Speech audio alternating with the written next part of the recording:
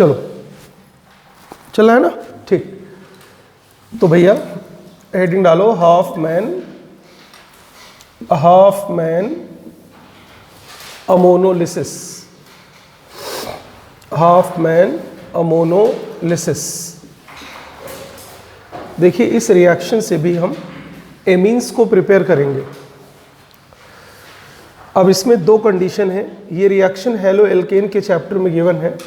Alkyl halide हमने लिया, कोई हेलो एल्केन हमने लिया और इसकी रिएक्शन हम अमोनिया से करा दें। अब देखिए यहाँ पे दो कंडीशन पॉसिबल है कि हम इसको एक्सेस में ले लें या इसको एक्सेस में ले लें, ठीक। अगर हम इसको एक्सेस में ले लेंगे, अमोनिया को एक्सेस में ले लें, या हम कहें कि alkyl halide is taken in limited amount, means 1 मोल उसका लिया है, तो 1 ही मोल इससे रिएक्शन कर पाएगा और ये न्यूक्लियोफिलिक सब्स्टिट्यूशन होगा, एल्किल हैलाइड कन्वर्ट हो जाएगा प्राइमरी एमीन में और यहाँ एक सिंगल प्रोडक्ट बनेगा, that is primary amine. It means अगर आपको प्राइमरी एमीन को प्रिपेयर करना है हाफमैन अमोनोलिसिस से, तो दोनों चीज़ें आपको ध्यान रखनी है। या तो हम कहें कि alkyl halide is taken in limited amount या ammonia is taken in excess. Condition दूसरी देखिए, अगर आपने ऐसा कर दिया कि एल्किल हैलाइड को अमोनिया से रिएक्शन कराया और एल्किल हैलाइड को आपने एक्सेस में ले लिया, तो देखिए होगा क्या। सबसे पहले RNH2 बनेगा जैसे वहां बना था, तो ये हो जाएगा प्राइमरी एमीन। अब देखिए सबस्ट्रेट इस रिएक्शन का ये है और सबस्ट्रेट एक्सेस में है, तो ये रिएजेंट का काम करेगा, फिर ये एल्किल हैलाइड से रिएक्शन करेगा। ये देखिए ये एक्सेस में है ना, तो यहाँ से X जाएगा और यहाँ से NHR आएगा, तो देखिए क्या बन जाएगा RNH। समझ पा रहे हैं आप? यहाँ से क्या निकला देखिए HX, तो यहाँ सबस्ट्रेट अब खत्म हो गया, एक ही मोल था, तो रिएक्शन यहाँ पे रुक गई, प्राइमरी एमीन बन गया, प्रोडक्ट खत्म, रिएक्शन खत्म। यहाँ पे क्या होगा कि 1 मोल HX आपने निकाला तो RNH2 बना न्यूक्लियोफिलिक सब्स्टिट्यूशन से, और अब ये रिएजेंट है और ये सबस्ट्रेट देखिए एक्सेस में है, तो फिर से आएगा, फिर यहाँ से HX निकलेगा। तो बताइए यहाँ से H और यहाँ से X निकलेगा तो H की जगह पे R आएगा ना, तो ये बन जाएगा। अब देखिए अभी हमारे पास एल्किल हैलाइड एक्सेस में है, तो फिर यहाँ से HX निकलेगा, तब क्या होगा देखिए R R R और यहाँ पे क्या आ जाएगा बताइए N, क्योंकि ये वाला H इस वाले X के साथ बाहर चला गया। तो ये कौन सी अमीन थी? 2 डिग्री अमीन था। ये कौन सी अमीन है? 3 डिग्री अमीन है। लेकिन अभी भी हमारे पास सबस्ट्रेट जो है वो RX जो है वो एक्सेस में है, तो टर्शियरी एमीन जो है वो RX के साथ फिर रिएक्शन करेगा और अब बनेगा R4NX। यहाँ पे पॉजिटिव चार्ज होगा और यहाँ पे नेगेटिव। पॉजिटिव चार्ज क्यों आएगा? क्योंकि ये नाइट्रोजन के पास लोन पेयर है, ये इसको डोनेट करेगा, तो इसको हम कहेंगे क्वाटर्नरी अमोनियम सॉल्ट।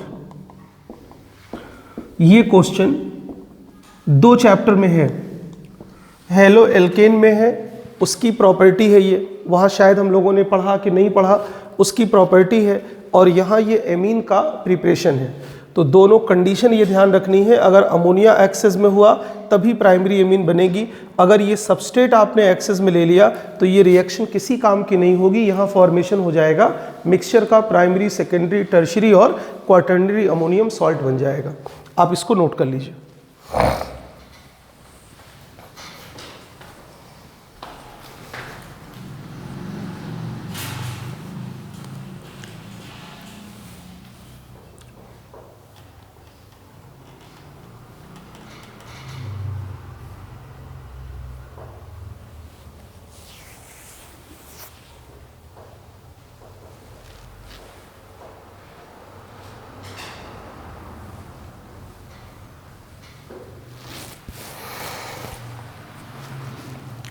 अब आप क्वेश्चन देखिएगा एग्जाम्पलर में, तो उसमें ये पूछा जा रहा है कि प्राइमरी एमीन के प्रिपरेशन के लिए हाफमैन अमोनोलिसिस में क्या कंडीशन होगी। तो आप इनको 2 तरह से बता सकते हैं, ये कह सकते हैं कि ammonia is taken in access, या कह सकते हैं कि alkyl halide is taken in limited amount. जब वो लिमिटेड में होगा तभी प्राइमरी एमीन बनेगी।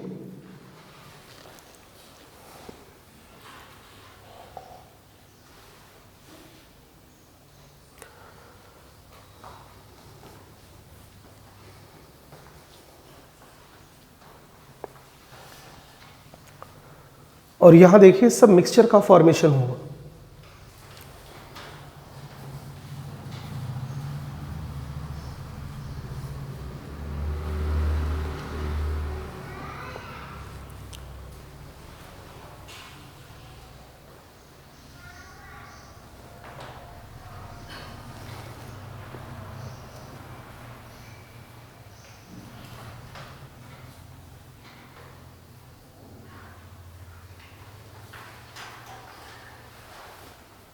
ठीक है ना।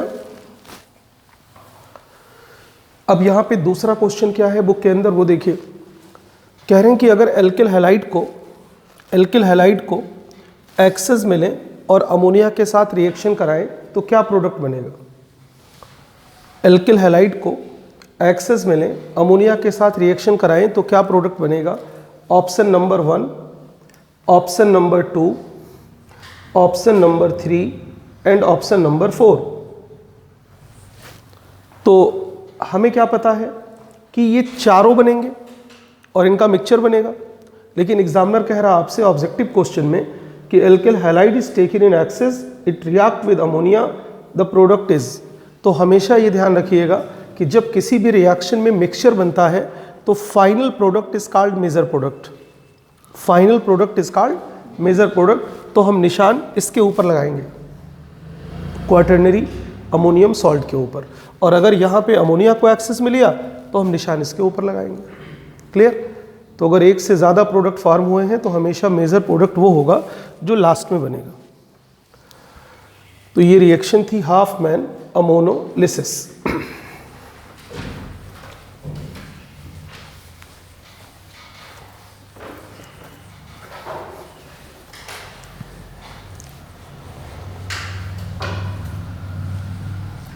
Hopman ammonolysis. ठीक, कॉपी में नेक्स्ट हेडिंग डालिए, गैब्रियल थैलीमाइड सिंथेसिस।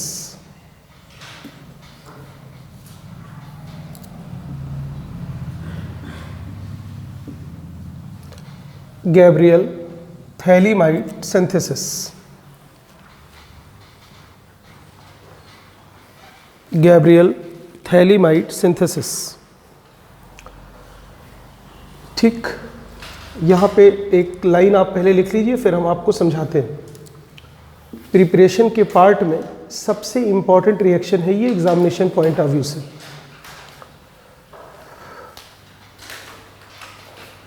देखिए, यूज्ड इन प्रिपरेशन ऑफ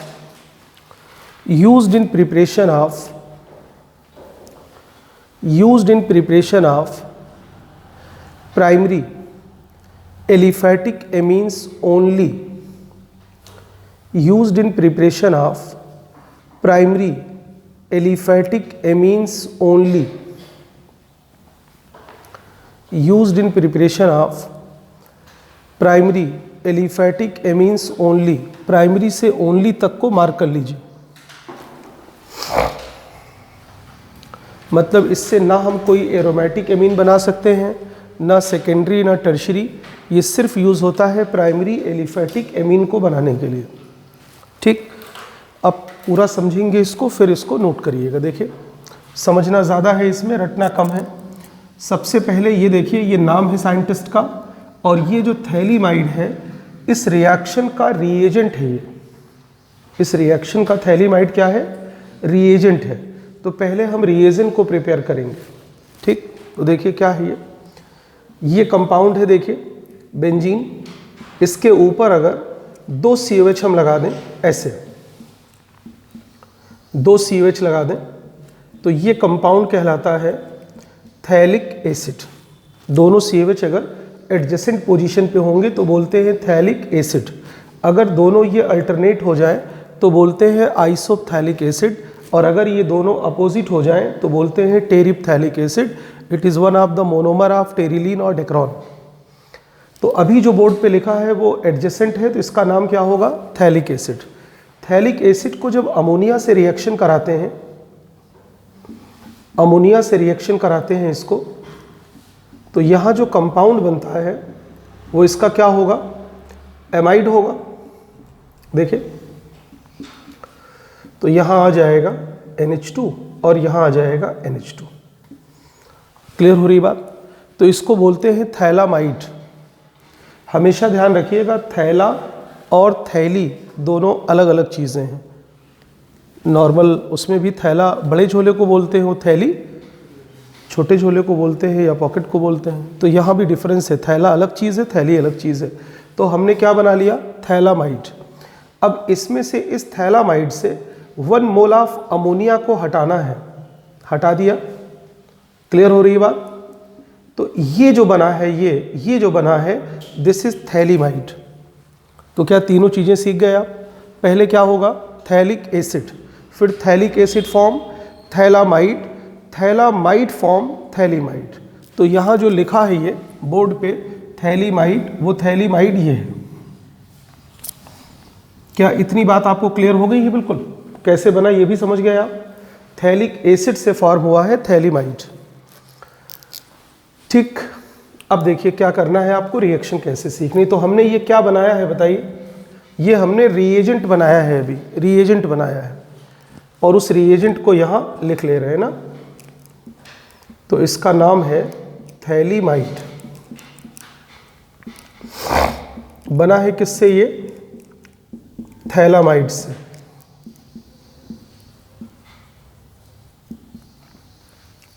ठीक, इस थैलीमाइड की रिएक्शन स्टेप फर्स्ट में मैकेनिज्म के अंदर बेस से होती है। रिएजेंट जो बनाया हमने, उसकी रिएक्शन मैकेनिज्म की जो स्टेप है उनमें पहला स्टेप है और बेस से होती है। कल वाली क्लास में आपको सिखाया होगा कि नाइट्रोजन पे अगर हाइड्रोजन प्रेजेंट होती है तो एसिडिक हाइड्रोजन होती है। तो यहाँ पे H+ होगा, this is first step of Hofmann bromamide. और यहाँ पे बेस का OH- होगा, तो वाटर की फॉर्म में रिमूव हो जाएगा। और जहाँ पे हमारा H था उसकी जगह पे कौन आ जाएगा बताइए? देखिए ऐसे था, तो यहाँ से H निकल गया है। अब तो H निकला है तो प्लस की फॉर्म में ना, प्लस की फॉर्म में। तो ये किस फॉर्म में आया? माइनस की फॉर्म में। तो यहाँ माइनस हो गया। अब बताओ इस माइनस पे आके कौन जुड़ जाएगा? प्लस जुड़ जाएगा। प्लस कहाँ से आएगा? ये वाला। और बोलो यहाँ से क्या बाहर हो गया? वाटर। ठीक, अब रिएजेंट और अपग्रेड हुआ। इस रिएजेंट का नाम क्या होगा? Potassium salt of phthalimide. Phthalimide, potassium salt of phthalimide. अब आप बात को समझिएगा, यहाँ से रिएक्शन स्टार्ट हो रही है। ये स्टेप 2 है। यहाँ तक रिएजेंट का फॉर्मेशन हुआ है। एग्जामिनर ने एग्जाम्पलर में ये पूछा है आपसे, और एग्जाम में जेई के, कि गैब्रियल थैलीमाइड की रिएक्शन में एमीन के प्रिपरेशन में नाइट्रोजन का सोर्स क्या है। एग्जाम्पलर की बुक में ये क्वेश्चन है, एग्जाम में भी पूछा गया कि नाइट्रोजन का सोर्स क्या है। तो नाइट्रोजन जो है वो सबस्ट्रेट के अंदर नहीं है यहाँ, क्योंकि सबस्ट्रेट तो यहाँ हेलो एल्केन है। तो हेलो एल्केन के अंदर तो नाइट्रोजन होती नहीं। इसका मतलब जो नाइट्रोजन का सोर्स है वो यही है। कौन? थैलीमाइड। रिएजेंट जो है वो सोर्स है। अब यहाँ पे स्टेप नंबर 2 में हम यूज़ करेंगे सबस्ट्रेट को। हमेशा ध्यान रखिएगा कि इस रिएक्शन में जो सबस्ट्रेट है वो हेलो एल्केन है। और ये क्या है जो बनाया है अभी हम लोगों ने? This is reagent. और यही जो रिएजेंट है ये नाइट्रोजन का सोर्स है। अब बताइए इस सबस्ट्रेट की जो मेन रिएक्शन है उसका नाम क्या है? Nucleophilic substitution. तो X- is substituted, X- is substituted by this negative group. इस नेगेटिव से ये नेगेटिव सब्स्टिट्यूट हो जाएगा। तो यहां पे हमारे पास क्या निकलेगा? इसमें से KX बोलो, और यहां पे क्या आ जाएगा? देखो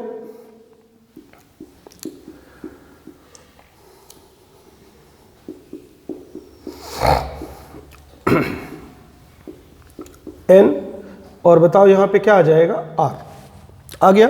हमने क्या किया? इसको तोड़ा, इस माइनस को यहां से हटा दिया और ये वाला हिस्सा माइनस यहां पे ला दिया। तो ये रिएक्शन क्या हो गई? जो KX निकला, this reaction is example of NSR। ठीक, यहां तक हो गया। अब आगे हम बढ़ें उससे पहले आपको क्लियर कर दें दूसरे सवाल का आंसर। एग्जामिनर कह रहा है कि इस रिएक्शन में हम एरोमेटिक एमीन का प्रिपरेशन क्यों नहीं कर सकते? क्योंकि साफ आपने देखिए ऊपर लिखा है कि this reaction is used in the preparation of primary aliphatic amine. हम एरोमेटिक एमीन क्यों नहीं बना सकते? तो उसका आंसर देखिए स्टेप 2 में लिखा हुआ है, क्योंकि स्टेप 2 यहाँ पे न्यूक्लियोफिलिक सब्स्टिट्यूशन है, और अगर हमें एल्किल ग्रुप लाना है तो ये बॉन्ड हमेशा सिग्मा बॉन्ड होगा, सिंगल बॉन्ड होगा, ईजिली टूट जाएगा, और हम इस कंपाउंड में एल्किल ग्रुप को आसानी से इंट्रोड्यूस कर पाएंगे। तो R यहाँ पे आ जाएगा। सपोज करिए अगर हमें एरोमेटिक कंपाउंड बनाना होगा एमीन, तो यहाँ हमें बेंजीन की रिंग लेनी होगी, तभी तो बेंजीन की रिंग आएगी। और अगर हमने यहाँ बेंजीन की रिंग ले लिया तो उसका पाई बॉन्ड इस हैलोजन के लोन पेयर ऑफ इलेक्ट्रॉन के कॉन्जुगेशन में होगा, और वहाँ पार्शियल डबल बॉन्ड कैरेक्टर होगा, और वो बॉन्ड टूटेगा नहीं, तो कभी भी यहाँ से फिनाइल ग्रुप आप नहीं ला पाओगे। इट मीन्स इस कंपाउंड में, थैलीमाइड में, एल्किल ग्रुप इजीली इंट्रोड्यूस किया जा सकता है, लेकिन एरिल ग्रुप को हम इजीली इंट्रोड्यूस नहीं कर पाएंगे, and that is why aromatic amine can not be prepared by this method. Step number 3, तीसरे स्टेप में इसकी हाइड्रोलिसिस होती है बेस के साथ। तो देखिए हाइड्रोलिसिस कैसे होती है, ऐसे इसको तोड़ दीजिएगा। हाफमैन ब्रोमामाइड में भी जब एल्किल आइसोसाइनेट बना था तो इसी तरह हाइड्रोलिसिस हुई थी। यहाँ पे OH आएगा हाइड्रोलिसिस, यहाँ भी OH आएगा, यहाँ H आएगा, यहाँ H आएगा। पहला प्रोडक्ट देखिए साफ आपको बनता हुआ दिख रहा है, RNH2 बन गया, RNH2। दूसरा प्रोडक्ट आपको क्या बनता हुआ दिख रहा, थैलिक एसिड। बट यहाँ पे बेस की प्रेजेंस है, तो phthalic acid as a product obtain नहीं होगा, वो बेस के साथ रिएक्शन करके सॉल्ट बना देगा। तो इसका मतलब यहाँ जो दूसरा प्रोडक्ट होगा वो इस तरह से होगा, यहाँ पे C होगा, O होगा, और यहाँ क्या आएगा, OK। बता सकते हैं इसका नाम क्या होगा, पोटेशियम थैलेट, या हम कह लें potassium salt of phthalic acid. पहले यहाँ फॉर्म होता है थैलिक एसिड, बेस से रिएक्शन करके सॉल्ट बन जाएगा। तो बताओ ये क्या बना, प्राइमरी एलिफैटिक एमीन। बहुत सारे क्वेश्चन हैं। पहला सवाल, यहाँ नाइट्रोजन का सोर्स क्या है, आंसर है पोटेशियम सॉल्ट ऑफ थैलीमाइड या थैलीमाइड जो रिएजेंट है। दूसरा, एरोमेटिक एमीन का प्रिपरेशन क्यों नहीं हो सकता, क्योंकि स्टेप सेकंड में एराइलेशन इजीली पॉसिबल नहीं होगा, because carbon halogen bond acquire partial double bond character. आप पूरी रिएक्शन को लिख लें। प्रिपरेशन का जो एमीन का पार्ट है सबसे ज़्यादा इंपॉर्टेंट बात है ये।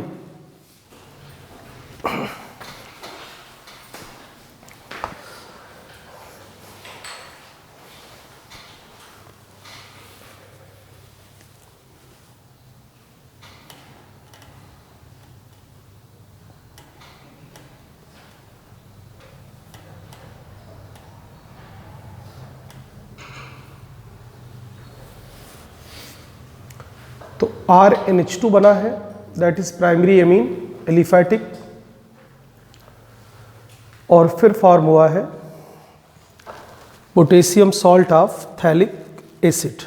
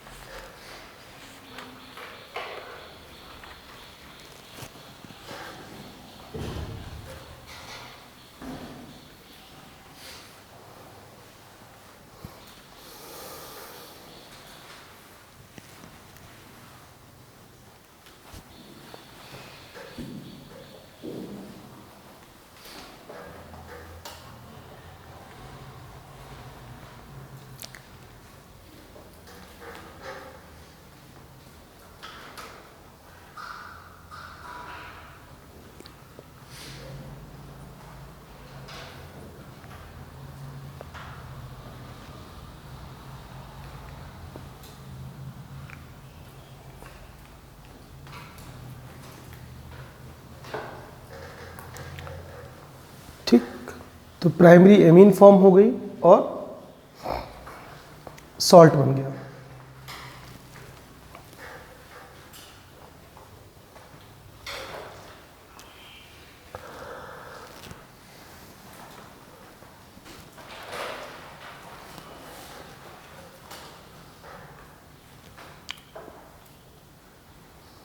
ठीक, यहाँ पे एरो बना के लिख लीजिए। ये इस रिएक्शन में क्या है, सोर्स है ऑफ नाइट्रोजन, क्योंकि एमीन बनेगी तो नाइट्रोजन चाहिए ना, और जो सबस्ट्रेट है उसके पास नाइट्रोजन है नहीं।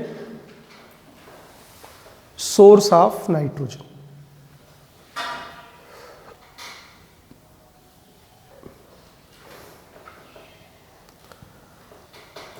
Clear.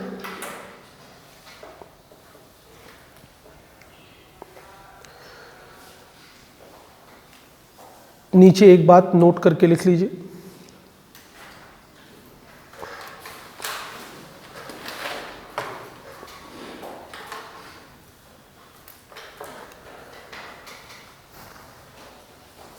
aromatic amines like aniline, aromatic amines like aniline, aromatic amines like aniline cannot be prepared by this method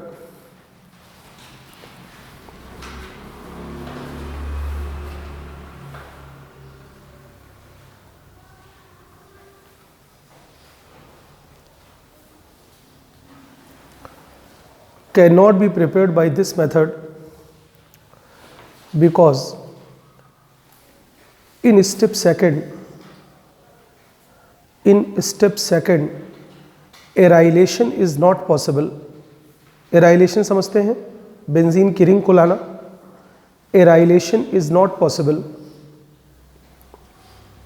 एराइलेशन is not possible due to carbon halogen partial double bond character, due to carbon halogen partial double bond character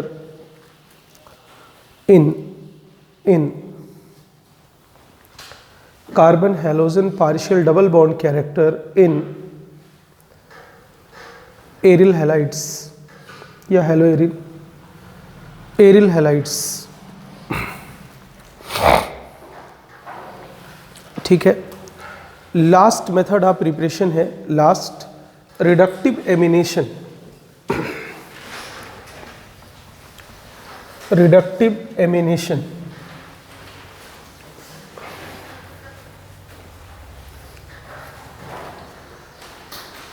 reductive ammunition of carbonyl compounds, reductive ammunition of carbonyl compounds,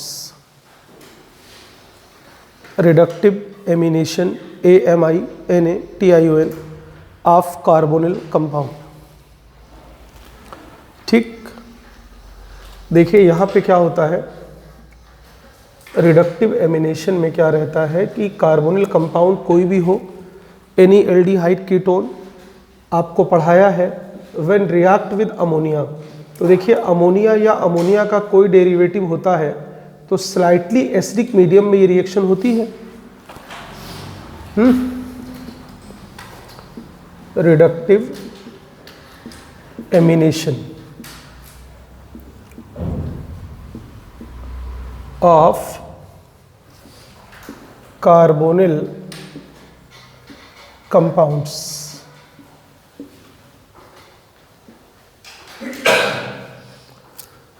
ये यहाँ पे amine से, ammonia से हमने क्या निकाला, water. ये reaction कौन सी है, nucleophilic addition followed by elimination. किस चैप्टर में थी, एल्डिहाइड और कीटोन, ये निकल गया। तो यहाँ पे क्या आया हमारे पास, C डबल बॉन्ड NH। ठीक, और इसको हम लोग इमीन बोलते हैं, एमीन नहीं बोलते, क्या कहते हैं, इमीन। ये बन गया। इसी का रिडक्शन कराते हैं, देखिए रिडक्शन, और रिडक्शन में हम यूज़ करते हैं लिथियम एल्युमिनियम हाइड्राइड को एक्वस मीडियम में लेते हैं। ठीक, बस क्या करना है आपको, एक हाइड्रोजन यहाँ पे, एक हाइड्रोजन यहाँ पे लगाना है, तो ये वाला बॉन्ड टूट जाएगा। क्लियर, तो यहाँ पे हमारे पास क्या आ जाएगा, CH, एक हाइड्रोजन आएगा ना, तो ये बॉन्ड टूट गया, और यहाँ पे क्या आ जाएगा, बोलो NH2। क्या आप बता सकते हैं कि ये एमीन बन गई कि नहीं बनी, बोलो। अब यहाँ पे सपोज करो कि H और H होगा तो यहाँ हम लगा देंगे, यहाँ पे R और H होगा तो यहाँ पे लगा देंगे। प्रोडक्ट हमेशा यहाँ से डिसाइड हो जाएगा, इसलिए हमने यहाँ पे कुछ लिखा नहीं है। फाइनली हमको क्या मिल गया, एमीन मिल गया। और कौन सी एमीन मिल गई है, प्राइमरी एमीन, क्योंकि एमीन का नेचर कार्बन पे डिपेंड नहीं करता, एमीन का नेचर किस पे डिपेंड करता है, नाइट्रोजन पे। तो प्राइमरी एमीन मिलेगी। तो reductive ammunition of carbonyl compound से भी हम एमीन को फॉर्म कर सकते हैं। यहाँ ऐसे लिखा होता है कि इसको हमने पहले लिया फिर इसको लिया, तो यहाँ इसकी कोई मीनिंग नहीं है, ना आपको उतना डिटेल मैकेनिज्म में जाना है। ये मानना है कि एक्वस मीडियम है, यहाँ पे हम ईथर भी लिख सकते हैं, इससे कोई फर्क नहीं पड़ना है प्रोडक्ट के ऊपर। मैकेनिज्म में अगर जाएंगे तब वो चीज़ें डिफरेंस बताएंगी। अभी फ़िलहाल जो प्रोडक्ट फॉर्मेशन है वो हमें इसी तरह बनाना है। तो reductive ammunition of carbonyl compounds,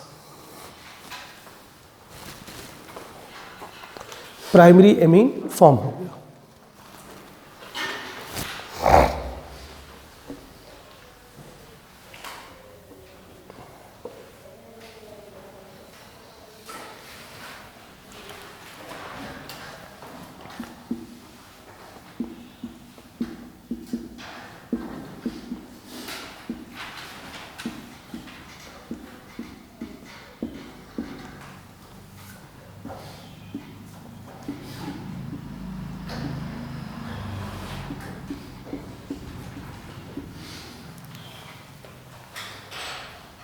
ठीक, अब आप क्या करिए, एक क्वेश्चन लिखते हैं जेई का, उसके बाद फिर आगे पढ़ते हैं थोड़ा सा।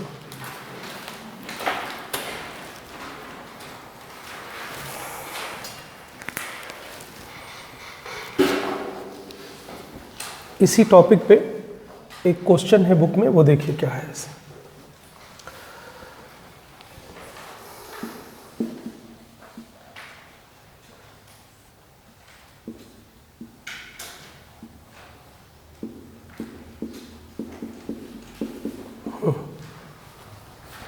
लिखिए,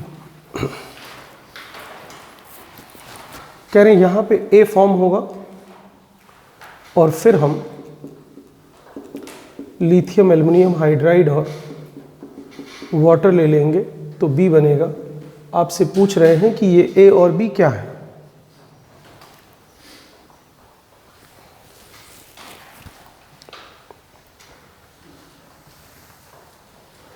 तो सबसे पहले क्या होगा, देखिए यहाँ NH2 है हमारे पास, तो आप ये इसका O इसके H2 के साथ बाहर निकाल दीजिए, सबसे पहला काम।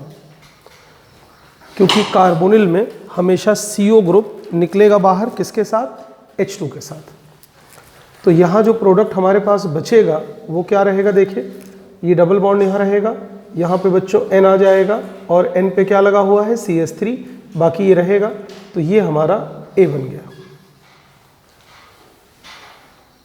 क्लियर हो रही है बात, बना लीजिए A। अब देखिए इसका काम क्या है, रिडक्शन का। रिडक्शन का मतलब क्या होता है, एडिशन ऑफ हाइड्रोजन। तो हमें क्या करना होगा कि एक हाइड्रोजन को हमें यहाँ पे ऐड करना होगा, एक यहाँ पे, अभी पीछे यही किया था हमने। तो बताइए क्या प्रोडक्ट बनेगा, यहाँ पे NH हो जाएगा और CH3 पहले से है, ये बॉन्ड सिंगल क्योंकि यहाँ हमने हाइड्रोजन जोड़ दिया है। तो हमारा A ये था, B ये है।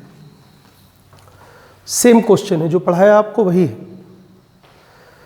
तो इसको कहते हैं reductive ammunition of carbonyl compound और इससे फॉर्म होती है एमीन।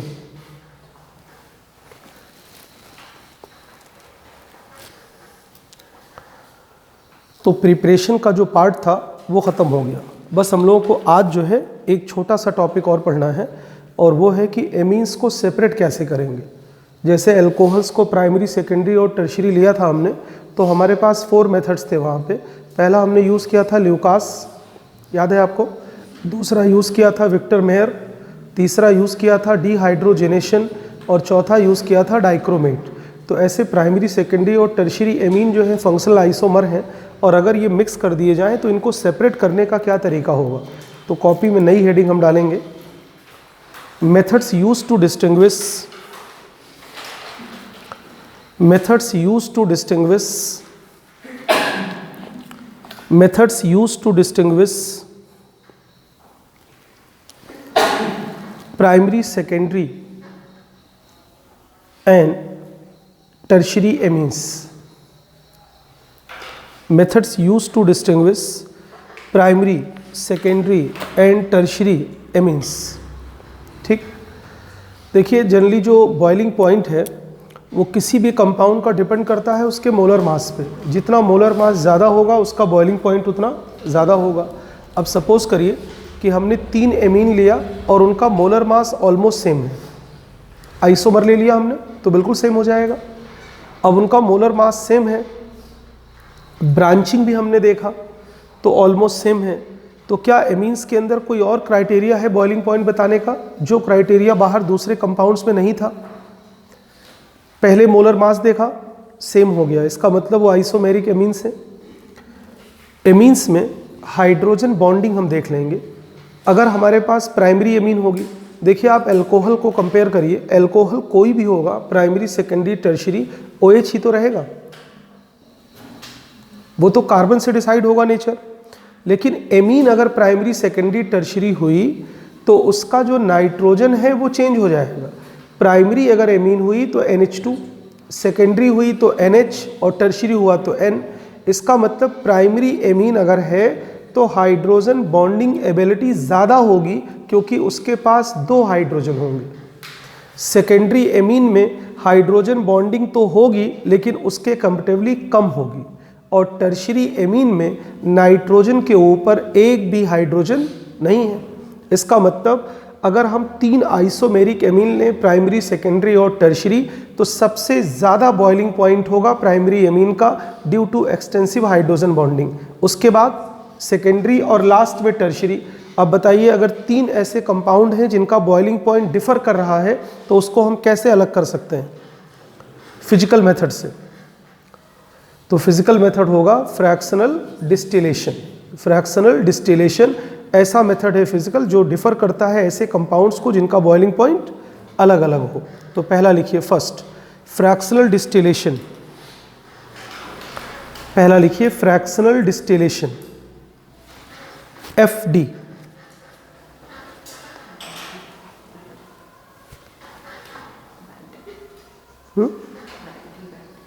खत्म हो गई? चलो कोई बात नहीं, जब तक चलने दो।